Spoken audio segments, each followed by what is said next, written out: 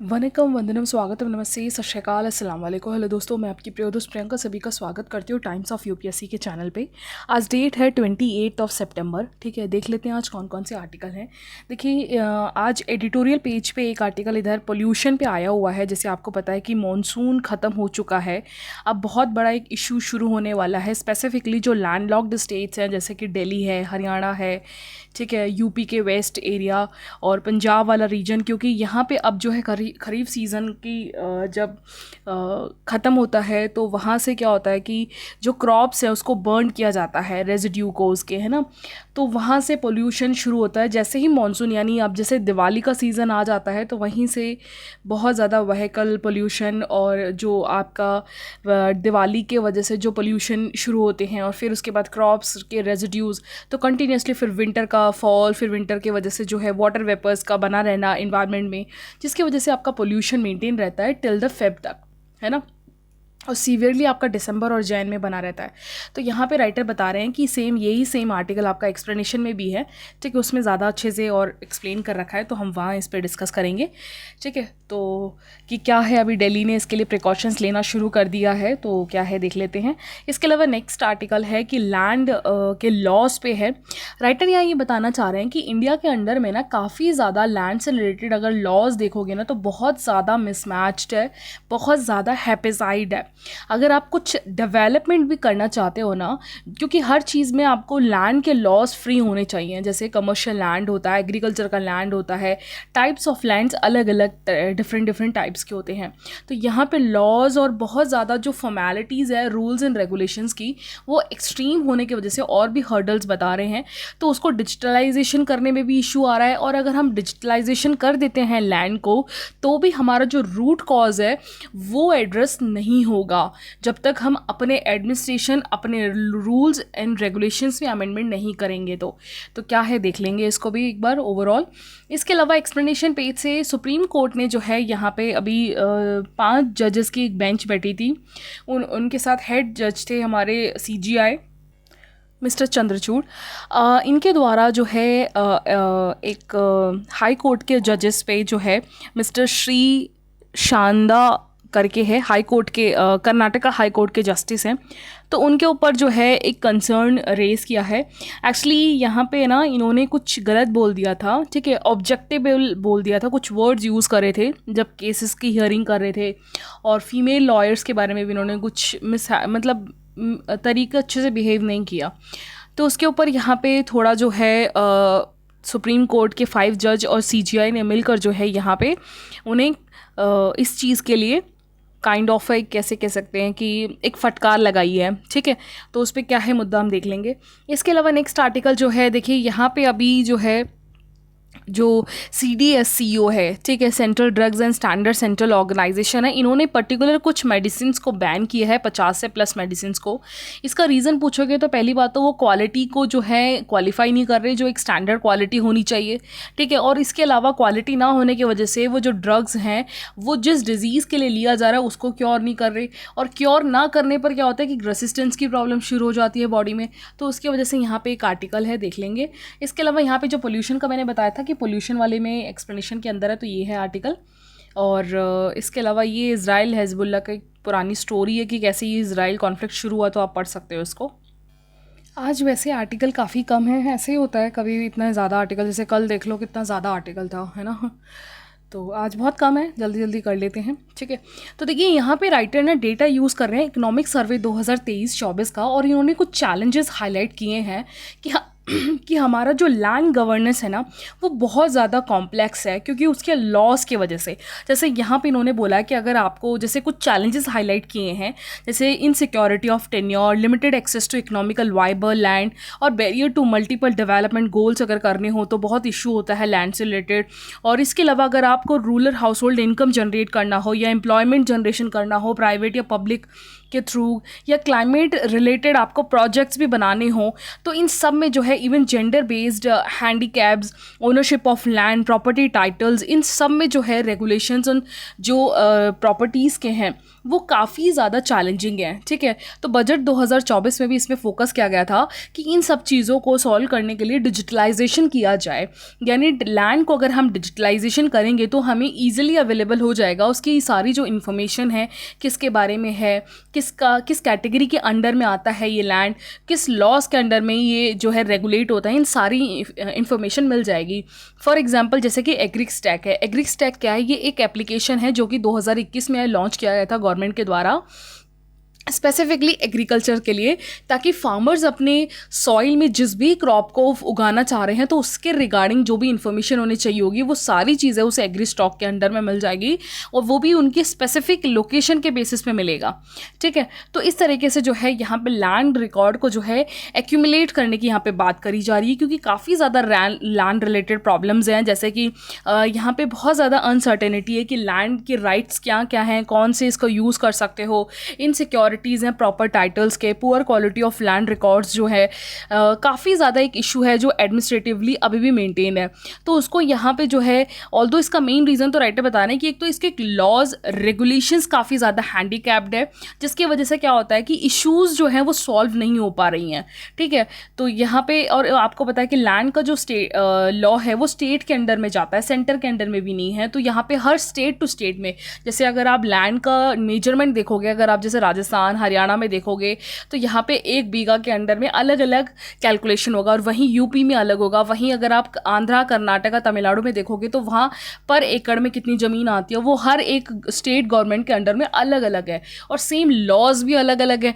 तो इससे क्या होता है कि जब आप कोई बहुत बड़ा एक लेवल, सेंट्रल लेवल का एक प्रोजेक्ट आप डेवलप करना चाहते हो ना, तो उस समय स्टेट के जो लैंड लॉज होते हैं ना वो बहुत बड़ा एक बैरियर का काम करते हैं। ठीक है, तो वही चीज़ इसमें राइटर बताना चाह रहे हैं। तो यहाँ पे जैसे अगर हम बात करें कि हम अर्बन लैंड को डिजिटलाइजेशन कर देते हैं, उनकी सारे जो इन्फॉर्मेशंस हैं, तो हमें क्या होगा कि हमें इसका एक्सेस तो बहुत इजीली मिल जाएगा। ठीक है, जैसे कि इंडियन के कॉन्स्टिट्यूशंस में क्या क्या राइट हैं, उसके क्या क्या जुडिशल डिपार्टमेंट्स हैं, एडमिनिस्ट्रेटिव रूल्स क्या हैं, लेकिन हम ना फिर भी जो उसके मेन कॉज है ना, उसके जो कंस्ट्रेंट है उसे एड्रेस नहीं कर पाएंगे, क्योंकि हर एक लैंड के जो है लैंड होल्डिंग के अलग अलग रिस्क हैं, उनके लॉ से रिलेटेड, उनके अलग बीच में डिस्क्रिमिनेशन है, साइज ऑफ लैंड होल्डिंग का, आइडेंटिफाई बेस्ड एडमिनिस्ट्रेशंस का।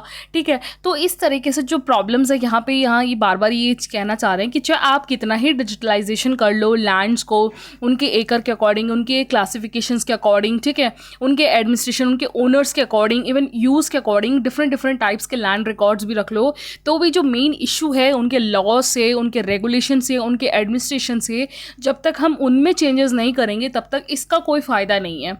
ठीक है, तो जैसे यहाँ पे इन्होंने बोला है कि अगर आप बात करो, क्योंकि यहाँ पे क्या होता है जब लैंड्स के जो लॉज है ना वो जब वीक होते हैं ना, तो यहाँ पे बहुत ज़्यादा एक्विजिशंस लग जाते हैं।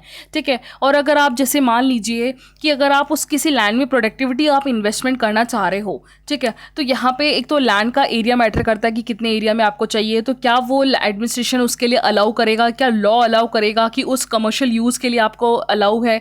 ठीक है, तो ये सारी चीज़ें भी मतलब काइंड ऑफ जैसे कोई एरिया है वहाँ पे आप फैक्ट्री ओपन करना चाह रहे हो और पता चले कि वहाँ स्टेट गवर्नमेंट जो है उन इलाके के एरिया के लैंड को वो डिस्ट्रीब्यूट ही नहीं करती हैं, वो स्टेट गवर्नमेंट अपने अंडर में रखती है। ठीक है, तो इससे क्या होगा कि डेवलपमेंट और इन्वेस्टमेंट करना चाह रहे हो तो वो ईज़ नहीं होगा। ठीक है, तो कहीं ना कहीं जो है ये इकोनॉमिकल प्रॉब्लम को क्रिएट करता है, क्योंकि ये इनकम जनरेशन का काम को एक तरीके से रोकती है ये लैंड रिकॉर्ड्स जो है। ठीक है, तो यहाँ पे इन्होंने यही बात बोली कि डिजिटलाइजेशन जो है इस चीज़ को, प्रॉब्लम को सॉल्व नहीं करेगी।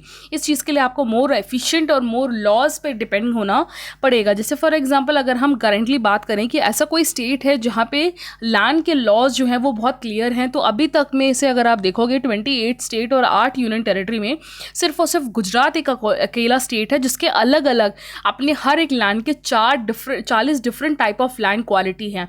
जैसे इन्होंने बाइफरकेट कर रखा है कि कमर्शियल लैंड कौन कौन से हैं, ठीक है, उसके रूल्स एंड रेगुलेशंस क्या हैं। इसके अलावा जो हैं रेजिडेंशियल लैंड कौन कौन से होंगे, एग्रीकल्चर लैंड्स कौन कौन से होंगे, इसके अलावा जो है डेजर्ट या बंजर लैंड जिसको बोलते हैं, ठीक है, non use of agriculture land बोलते हैं, वो यूज़ कौन कौन से हैं और किन किन में कितना कितना बाइफर्केशन आप कर सकते हो। तो ये सारी चीज़ें जो हैं अच्छे खासा एक अगर आप सब्जेक्टिव वाइज डिवाइड करोगे तो वो जो है लैंड सेलिंग लॉज के साथ गुजरात ही इकलौता एक स्टेट है जिसमें ये सब मिलेगा। लेकिन यहाँ पे क्या होता है कि कॉम्प्लेक्सिटी जब बढ़ जाती है, ये लिमिटलेस हो जाती है। तो यहाँ पे राइटर बता रहे हैं कि इंडिया का रिकॉर्ड भी जो है लैंड का हिस्टोरिकली देखोगे तो ये इशू मेंटेन्ड है, ठीक है। तो यहाँ पे स्लो डिजिटलाइजेशन हो, चाहे हम इंफ्रास्ट्रक्चर प्रोजेक्ट्स करें, तो यहाँ पे मेन लीगल एडमिनिस्ट्रेटिव एडवाइस पे काम करना बहुत ज़्यादा ज़रूरी है, ठीक है। अगर आप बात करोगे, जैसे अभी रिसेंटली बात करें तो पॉइंट ऑफ सेल जो सेल डिवाइसेस होता है, इसका यूज़ हम क्यों करते हैं, तो यहाँ हम यूज़ करते हैं सब्सिडीज़ देने के लिए। किसको? फार्मर्स को सब्सिडीज़ देने के लिए। अब एक बात बताइए, जब आपको जैसे मान लीजिए आप हरियाणा के किसी झज्जर डिस्ट्रिक्ट में आप सब्सिडी देना चाहते हो, लेकिन आपके पास ये इन्फॉर्मेशन ही नहीं है कि हरियाणा के अंदर लैंड एक्विजिशन किसके पास कितनी ज़मीन है, पहली बात कौन से फार्मर इस चीज़ के लिए एलिजिबल है। फर्टिलाइज़र ऐसा तो नहीं है ना हर किसी को मिल जाएगा जो एलिजिबल, ठीक है। तो जब आपके पास ये फार्मर्स का डेटा ही सही तरीके से नहीं है तो क्या होता है, तो आप ना उन लोगों को भी डिस्ट्रीब्यूट कर देते हो जो एलिजिबल ही नहीं है, यानी वो इकोनॉमिकली साउंड करते हैं वो फार्मर्स, लेकिन जो एलिजिबल हैं उन्हें वो जाके नहीं मिल पाता है, ठीक है। तो इन सब चीज़ों के लिए आपके पास क्या चाहिए? लैंड रिकॉर्ड चाहिए। अगर ईच एंड एवरी फार्मर्स का लैंड रिकॉर्ड आपके पास ईजिली अवेलेबल हो जाएगा तो उनको जो सब्सिडी देनी है, वो जिस चीज़ के बेनिफिशरी हैं, उनके पास और क्या क्या स्कीम्स जानी चाहिए, तो ये सारी ईजिली अवेलेबल हो जाएगा उन लोगों को, ठीक है। तो यहाँ पे यही एग्जाम्पल बता रहे हैं। तो यहाँ पे जैसे कि लैंड बैंक्स है, वो क्या करता है कि लैंड अवेलेबिलिटी को जो है एड्रेस करता है, ताकि renewable energy, infrastructure, industrial project face, ताकि जो भी लीगल एड्रेस आते हैं उन्हें रिजॉल्व कर सके। और इसके अलावा लैंड कंस्ट्रेंट मेनली जब रिन्यूएबल एनर्जी प्रोजेक्ट्स वगैरह लगाए जाते हैं तो बहुत इश्यूज़ आते हैं, तो उस चीज़ को एड्रेस करने के लिए हमारे पास लैंड बैंकिंग यानी लैंड की जो भी इंफॉर्मेशंस हैं वो सारी चीज़ें होनी चाहिए, ठीक है। तो यहाँ पे राइटर ऑल्दो इसके सॉल्यूशंस के लिए ना 6S फ्रेम को फोकस कर रहे हैं, जैसे कि state lead evaluation crucial for addressing variation in the state capacity. इसके अलावा जो है आपके पास रिसोर्सेज इंश्योर करने का इंटरवेंशन होना चाहिए, क्योंकि देखिए मैंने बोला ना कि लैंड का पावर किसके पास है? स्टेट गवर्नमेंट के पास है। तो सेंट्रल गवर्नमेंट इसमें इन्वॉल्वमेंट नहीं दे सकती, लेकिन यहाँ पे स्टेट के पास खुद के एड्रेस करने की जो है पावर है, तो उसे यहाँ पे अपनी कैपेबिलिटी के हिसाब से इंटरवेंशन करना होगा। इसके अलावा अनलॉक करना होगा इंडिया के लैंड रिसोर्सेज को, सपोर्ट करना होगा इंक्लूसिव और सस्टेनेबल डेवलपमेंट को, कॉम्प्रिहेंसिव ओवर ऑफ कंट्री के लैंड लॉस जो है वो एक सिमिलैरिटी में लेके आना होगा। तब जाके जो है आप जो भी मल्टी प्रोलॉन्ग्ड अप्रोच अपनाना चाह रहे हो लैंड से रिलेटेड, जो भी राइट्स हैं, जो भी रेगुलेशंस हैं, फैसिलिटीज़ प्रोवाइड कराना चाह रहे हो लैंड मार्केट्स में, वो कंसोलिडेटेड हो पाएगा। तो लैंड रिकॉर्ड्स को इन्हेंस करना, जैसे वुमेन्स राइट्स को भी एड्रेस करना, क्योंकि लैंड में जो है वुमेन्स का भी अधिकार होता है, लेकिन जो चीज़ प्रैक्टिकली अप्लीकेबल नहीं है ना, तो इस चीज़ के लिए यहाँ पे फंडामेंटल लीगल रिफॉर्म्स की ज़रूरत है, ताकि agriculture productivity, infrastructure development, renewable energy का एक्सपेंशन हो सके, सोशल इक्वालिटी बढ़ सके। तो इसके लिए जो है इंडिया को अपने जो भी कॉन्फ्लिक्टिंग लैंड लॉज है उस पर रिफॉर्म करना बहुत ज़रूरी है, क्योंकि अगर उसका मैनेजमेंट नहीं हुआ तो यहाँ पे सही तरीके से लैंड रिसोर्स का यूज़ ही नहीं कर पाएंगे हम, ठीक है। तो आई होप आपको ये ओवरऑल समझ में आया होगा, और ये GS3 के इकोनॉमी में लैंड एक्विजिशन का टॉपिक है उससे होगा, और क्वेश्चन आ भी चुका है मेन से रिलेटेड, ठीक है। तो आप प्लीज़ इसको इसमें ऐड कर लेना, अपने टॉपिक को अपडेट कर लेना। इसके अलावा नेक्स्ट आर्टिकल देखते हैं सुप्रीम कोर्ट ने क्या बोला है। देखिए 5 जजेस की बेंचेस थी जिसमें चीफ जस्टिस थे हेड। इन्होंने क्या बोला है कि कर्नाटक के हाई कोर्ट के जस्ट मिस्टर श्री चंदा को जो है फटकार लगाई है। किस चीज़ के लिए? इन्होंने क्या हुआ, एक केस सुन रहे थे, ये लोकेलिटी बेंगलुरु में, वहाँ को पर्टिकुलरली जो है पाकिस्तानी का नाम टर्म यूज़ किया। इसके अलावा ऑब्जेक्टिफाई किया फीमेल लॉ को। तो यहाँ पे ऑल्दो इन्होंने अपॉलॉजी जो है माना है, लेकिन फिर भी जो है यहाँ पे हाईलाइट करने वाला इशू क्या है कि कॉन्स्टिट्यूशंस लिमिट क्या है कि how the judiciary can discipline जजेस, ठीक है। तो यहाँ पे ठीक है, तो यहाँ पे इसका देख लेते हैं। तो यहाँ पे क्या होता है कि आप जो है, अब इसका एक क्वेश्चन हो जाता है कि जजेस ऑफ कॉन्स्टिट्यूशनल कोर्ट्स जो है कितना वो प्रोटेक्शन यूज़ कर सकते हैं, जैसे या फिर उनके पास कितना जो है एक पावर है अपना एक्सरसाइज जो है अपने पास इंश्योर करने के लिए। तो ये एक क्वेश्चन, डिफिकल्ट क्वेश्चन है, who will the watch dog, यानी अगर जुडिशरी भी गलत कर रही है या वो कुछ, जैसे कि अभी कर्नाटक के हाईकोर्ट श्री चंदा ने गलत टर्म यूज़ किया फीमेल लॉयर्स के बिहाफ पे, या पर्टिकुलर किसी कंट्री के नेम के रिगार्डिंग किसी पर्सनल को एड्रेस करना, तो ये गलती है ना। तो यहाँ पे राइटर बता रहे हैं कि उस चीज़ के लिए इम्पीचमेंट है। अब इम्पीचमेंट क्या होता है कि इम्पीचमेंट जो है वो जुडिशरी के लिए होता है अंडर द आर्टिकल 124 क्लॉज 4 के तहत। इसमें सुप्रीम कोर्ट हो या फिर हाई कोर्ट हो, इनके ऊपर जो है इम्पीचमेंट लाया जा सकता है, लेकिन इसके लिए पहले आपको प्रेसिडेंट से जो है एड्रेस करना होगा इस इशू को, और उसके लिए आपको पार्लियामेंट के हर एक हाउस से, यानी लोअर हाउस और अपर हाउस दोनों से जो है majority of the total membership of that house and majority of not less than 2/3 of the member of the house present and voting presented to the president in the same session for removal और the ground of proved misbehaviour और incapacity के हिसाब से जो है आप impeachment ला सकते हो। और अगर ये बिल पास हो गया ना, ठीक है, तो यहाँ पे उस जुडिशरी को हटा दिया जाएगा, उनके ऊपर केस चलेगा फिर। तो यहाँ पे प्रूवन मिसबिहेवियर और इनकैपेसिटी का टर्म जो है हमारे कॉन्स्टिट्यूशन में लिखा हुआ है, ये 2 ग्राउंड के बेसिस पे आप जुडिशरी पे जो है केस कर सकते हो, ठीक है। और तो यहाँ पे अगर हम हिस्टोरिकली बात करें कि इससे पहले कितने लोगों को जो है इम्पीच किया गया है, तो सिर्फ और सिर्फ 5 बार हुआ है। जस्टिस वी रामास्वामी 1993 में, justice Sumitra Sen Calcutta high court 2011, justice B Pardiwala Gujarat high court 2015, justice CV Nagarjuna high court Andhra Pradesh Telangana 2017, CJI justice Dipak Misra 2018, जिसमें इम्पीचमेंट का यूज़ करके आर्टिकल 124 क्लॉज 4 के तहत इन कोर्ट इन जुडिशरीज पे जो है इम्पीचमेंट का प्रोसीजर, इम्पीचमेंट मोशन अप्लाई हुआ है, ठीक है। तो यहाँ पे ऑल्दो जो है राज्यसभा, इन कई बार क्या होता है कि इन जुडिशरी ने रिज़ाइन भी कर दिया है बहुत सारे लोगों ने, ठीक है। जैसे फॉर एग्जांपल 2017 में ऐसे ही 5 बेंच की जज थी जिसमें जगदीश खेर थे, इन्होंने एस करना करके एक कोर्ट के जुडिशरी थे, कलकत्ता हाई कोर्ट की जुडिशरी, तो उनके ऊपर जो है जब वो मद्रास हाई कोर्ट में काम कर रहे थे ना, तो उनके ऊपर एक चार्जेस लगे हुए थे नेपोटिज्म का, कास्टिज्म का और करप्शन का, तो इन्हें यहाँ से ट्रांसफ़र कर दिया गया था, ठीक है। तो यहाँ पे ऑल्दो इन पे जब केसेस चलाए गए थे तो यहाँ पे काफ़ी बड़ा इशू हुआ था, तो ऑल्दो यहाँ पे लॉयर, और उसके बाद क्या हुआ जब ये इशू चला तो कुछ टाइम बाद ही, 1 महीने के बाद ही इन्होंने रिज़ाइन कर दिया, ठीक है, रिटायर हो गए थे खैर ऑल्दो। तो यहाँ पे इसके लिए वेणुगोपाल जी ने भी बोला कि देखिए ट्राई करिए, कोशिश करिए कि जजेस के कमेंट्स जो हैं वो इग्नोर किया जाए, उनको रिटायर जो करें वो, तो वो डिग्निटी के साथ रिटायर कर सके। खैर ये इंपॉर्टेंट नहीं है, लेकिन ऑल्दो जो है यहाँ पे केसेस ऐसे हैं, जैसे फॉर एग्जांपल 2010 में जस्टिस पीडी दिनकरन थे, ठीक है, इन्हें जो है ट्रांसफ़र कर दिया था। क्यों कर दिया था? क्योंकि इन्होंने कर्नाटक का हाई कोर्ट से इन्हें सिक्किम में हाई कोर्ट में ट्रांसफ़र कर दिया था, क्योंकि इनके ऊपर करप्शन था, करप्शन का चार्जेस लगा हुआ था, ठीक है। ऑल्दो जब ये चार्जेस लगा तो उसके बाद दिनकर ने रिज़ाइन ही कर दी 2011 में, ठीक है।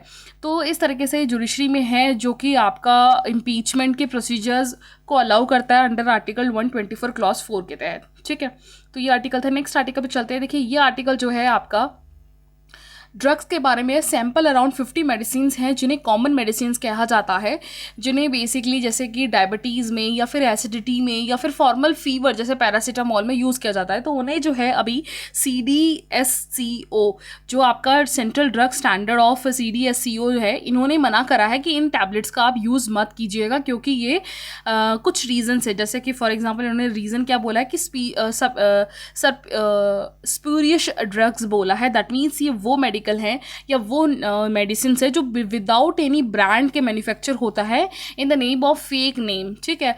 किसी पर्टिकुलर कंपनी से ये बिलोंग नहीं करती हैं, लेकिन ये कंपनी का नाम लेते हुए ही मैन्युफैक्चरिंग का नाम लेती हैं, ठीक है। तो यहाँ से जो है क्वालिटी कहीं ना कहीं कॉम्प्रोमाइज़ होती हुई हमें दिखती है, तो इसलिए इन टैबलेट्स को मना किया गया। इसके अलावा पुअर क्वालिटी, इसमें जो ड्रग्स जो प्रॉपर तरीके से मेजर करके यूज़ करना चाहिए वो यूज़ नहीं होता, ठीक है। और इसके अलावा ऑल्टर ड्रग्स है, जैसे इसमें क्या होता है कि एडल्ट्रेटेड ड्रग्स है, कि इसमें क्या होता है कि कंटेमिनेटेड और एडल्ट्रेटेड इसमें कुछ यूज़ होते हैं, जिसकी वजह से क्या होता है कि ये अनहेल्दी हो सकते हैं ये ड्रग्स लॉन्ग टर्म्स के लिए।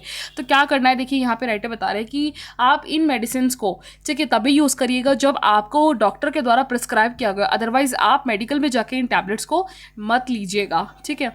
तो खैर नेक्स्ट आर्टिकल पे चलती हैं। Tackling the air pollution. देखिए आपको पता है जैसे जैसे हमारा सीज़न वेदर चेंज हो रहा है, अभी राइटर बता रहे हैं कि रिसेंटली वेडनेसडे को क्या हुआ कि दिल्ली का जो एयर क्वालिटी है ना वो 200 से 300 पुअर कैटेगरी में पहुंच गया एयर क्वालिटी, ठीक है।